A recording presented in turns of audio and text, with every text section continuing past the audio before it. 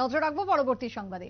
গার্হস্থ্য হিংসার জেরে গ্রেপ্তার এক অভিযুক্ত। ঘটনা সোনামুড়া থানার পুলিশ অভিযোগ মূলে গ্রেপ্তার করেছে পাষণ্ড গৃহবধূর স্বামী সঞ্জয় দাসকে। ইতিমধ্যেই থানার প্রসঙ্গে দুঃখিত, থানার পক্ষ থেকে যে খবর জানানো হচ্ছে, সঞ্জয় দাসকে গ্রেপ্তার পর এলাকার মানুষের মধ্যে স্বস্তির নিঃশ্বাস নেমে এসেছে। যাত্রাপুর থানার পুলিশ আধিকারিক এই সম্পর্কে জানিয়েছেন যে ৪ মার্চ সোমবার সকাল 10টাতে অর্থাৎ আজকে সকালে ইতিমধ্যেই গ্রেপ্তার করা হয়েছে অভিযুক্তকে। উত্তর মহেশপুর স্কুলচিলার খগেন বণিকের মেয়ে পলি রানী বণিকের সাথে 4 বছর আগে বিয়ে হয়েছিল এবং তারপর আনুষ্ঠানিকভাবে বিয়ে হলো। বিয়ের পর থেকে শুরু হয়ে যায় গার্হস্থ্য হিংসা এবং সেই হিংসা রূপ নেয় পরবর্তীতে বিশাল আকারে বচসা থেকে শুরু করে মারধর থেকে শুরু করে আরো একাধিক অভিযোগ উঠে এসেছে এবং সেই অভিযোগ মূলে থানাতে মামলা দায়ের করা হয়। সেই মামলার পরিপ্রেক্ষিতে অর্থাৎ ৩রা মার্চ ভোর রাতে সঞ্জয় দাস নামের কুখ্যাত পাষণ্ডকে গ্রেপ্তার করেছে পুলিশ, এমনটাই খবর সোনামুড়া থেকে। কি বক্তব্য উঠে এসেছে ঘটনা প্রসঙ্গে শুনুন।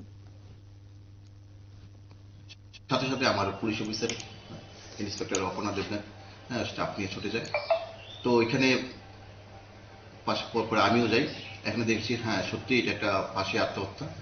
তারপরে আমরা যেহেতু আত্মহত্যা, আমরা এফএসএল টিম নিয়ে আসি। উদয়পুর থেকে এফএসএল টিম এসে তারা অবজারভেশন করে তারপরে ডেড বডিকে আমরা মর্গে পাঠিয়ে দিই প্রপারলি। পরের দিন আমার ইনকোয়েস্ট করা হয়, এক্সিকিউটিভ ম্যাজিস্ট্রেট ছিল, প্রপার পোস্টমর্টম করা হয়, বডি হ্যান্ড করা হয়। গৃহবধূর পিতা উনি আমাদের কাছে একটা এফআইআর করেন। এফআইআরে জানা যাচ্ছে যে গত 4 বছর আগে ওনার সাথে বর্ণারায়ণের সাথে বিয়ে দেওয়া হয়। বর্ণারায়ণ অঞ্জন দাসের সাথে বিয়ে দেওয়া হয়। বিয়ে তারা 2-3 মাসে প্রথম 2-3 মাস ভালোই ছিল। তারপর থেকে ওর স্বামী সবসময় সেভারাল টাইমস ফিজিক্যাল এবং মেন্টাল টর্চার করতো। তারা মাঝখানে বেশ কয়েকবার গ্রাম্য সালিসি দেওয়ার চেষ্টা করেছে, কিন্তু সে তার ফিজিক্যালি টর্চার অব্যাহত রাখে। তো 29শে জানুয়ারি, যেটা উনি জানালেন 29শে জানুয়ারি আবার তারা টর্চার করেছে।